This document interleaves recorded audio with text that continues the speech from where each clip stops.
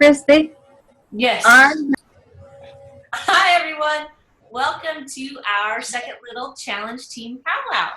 So thanks for everybody that was on, and for those of you listening, thanks for being on the team and getting your points. And as you can see, we added quite a few new people. We merged some smaller teams with us, so we have more people in there, more energy. So for all you new ones that are coming aboard with us, we welcome you with open arms. And hopefully, if you can't be on tonight's call, we're going to have these every week on Wednesday nights, 7:30 Central. So just kind of put that in your planner so you can plan for that, because we'd love to have you join us. It's kind of fun to do a Brady Bunch style call. So this is October 1st, and I'm your coach, your team leader. My name's Christy Brune, and tonight we're just going to discuss some tips about water and how important water is just for every aspect of your life. But on the challenge, if you drink 80 ounces of water, you get a point for the challenge. And I think that's awesome if you drink 80. And what's even more awesome is if you can drink 100 ounces of water a day.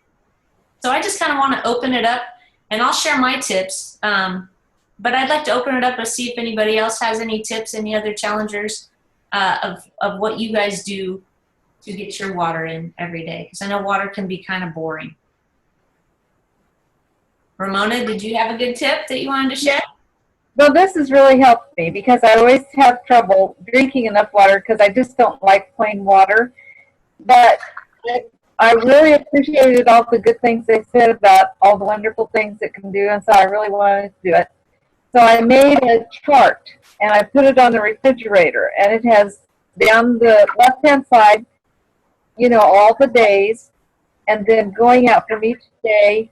It's got the times that I eat, every 2 hours.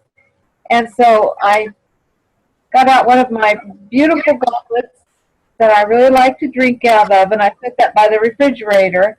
And so when it's time for me to eat, I use my beautiful goblet, and I drink 2 glasses of water every time when it's time to eat. And then I mark it on my chart with an X, because otherwise I forget, or I don't really keep track of how much I drink. And so that's helped me a lot. It really has worked. Well, that's good, Ramona. Thank you. You bring up 2 great points. Put it in a pretty glass.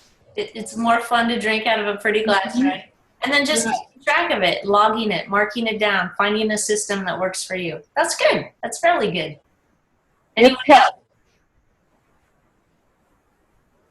Okay. I got 2 tips that I'll share with you.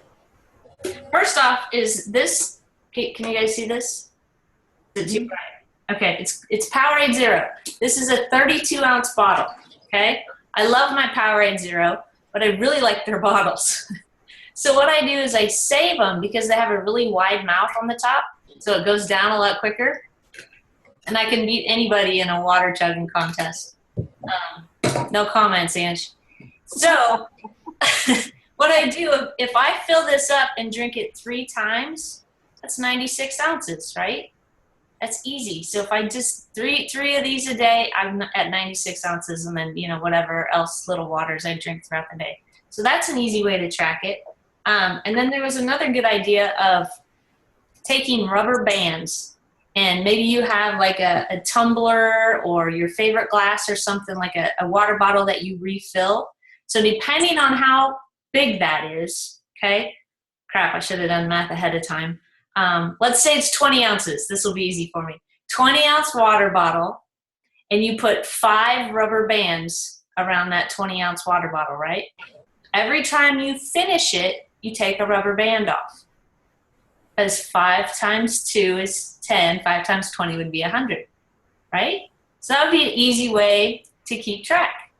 So there's a couple other tips. Does anybody else have any questions about getting their water in, or challenges, struggles, suggestions? I have a question. Sure. The Crystal Light, you said you could use as a condiment. Mm-hmm. If you do that, does that count that water you're mixing it in, or is it all just plain water? That can count as your water, yes. It does. Okay. Yes, it does. That can count as your water. Okay, then I've done that to make it better. Okay, good. And you can put 1 Crystal Light thing and a 32-ounce thing, that makes your Crystal Light go a lot further if you want to. If you want to. Okay, so we're clear on water. Was that helpful? Christy, Yes. what about our other drinks like that strawberry drink that we buy with MetaFast? Yes. Does that count for water too? Yes, but it's also a condiment if you're on the program. Yes. Okay, great. Mm-hmm. Because that's what I keep in my zero bottle here on my desk. But then I drink the plain water, every time I eat something. Good job. Good job. Okay, something else I wanted to touch on then if we're done with water is the weekends. Going into the weekends, right? You're not in a structure. You're not going to work or in your daily routine.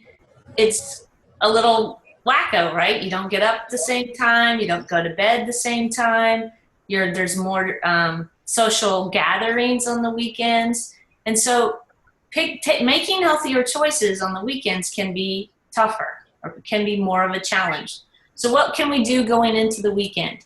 If you go into the weekend just going, I'll figure it out when I get there, guess what? If you plan to fail, if you fail to plan, you're going to plan to fail. You know what I meant? Yeah. So you have to make a plan before the weekend happens, and you're going to be way more likely to succeed on whatever program that you're doing. Whether it's you want to continue get your exercise in for the weekend, then you've got to plan for it. Or guess what? It's probably not going to happen because other things are going to come up. If you want to plan, to eat healthy when you go out to eat on a weekend, maybe you have a date, maybe you have a girls' night, a guys' night, whatever.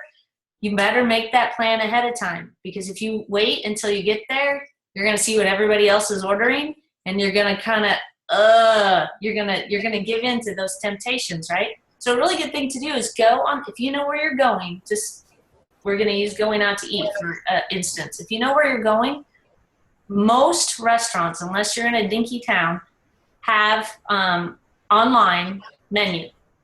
And you can Google that. You can check out their menu online. And you can make up your mind before you even walk in that door of what you're going to have. So you don't even need to look at the menu.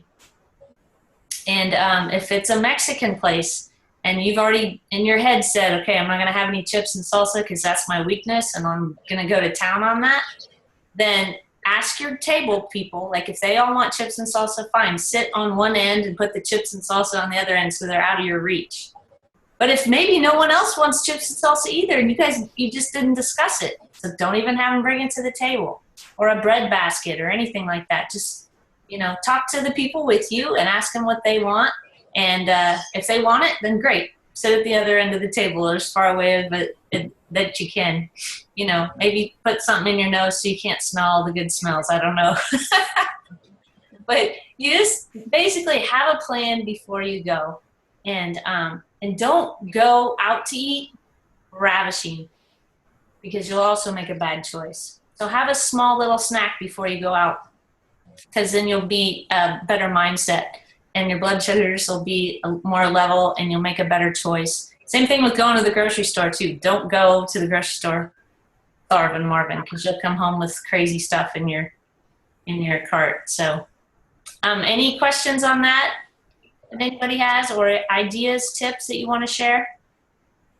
I can tell you I did go out to eat lunch on Monday, and I did look at the menu before I went, and then the place was closed for lunch. So we had to go, we chose something else, but it was amazing to me that I said I was going to be difficult, but she said what I ordered was fine.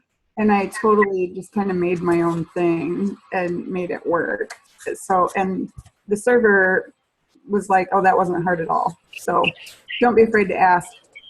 Good. That's a very good point. Thank you for bringing that up. Don't be afraid to ask.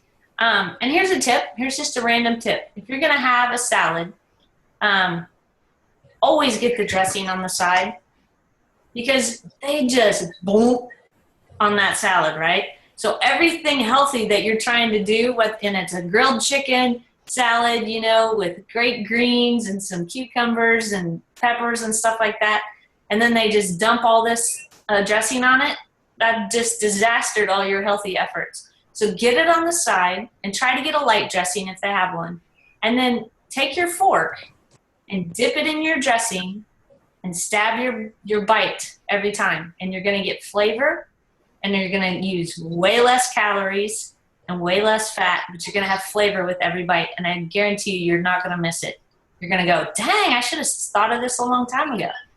It'll save you a lot of calories and a lot of fat. So just my little tip there. Anybody else?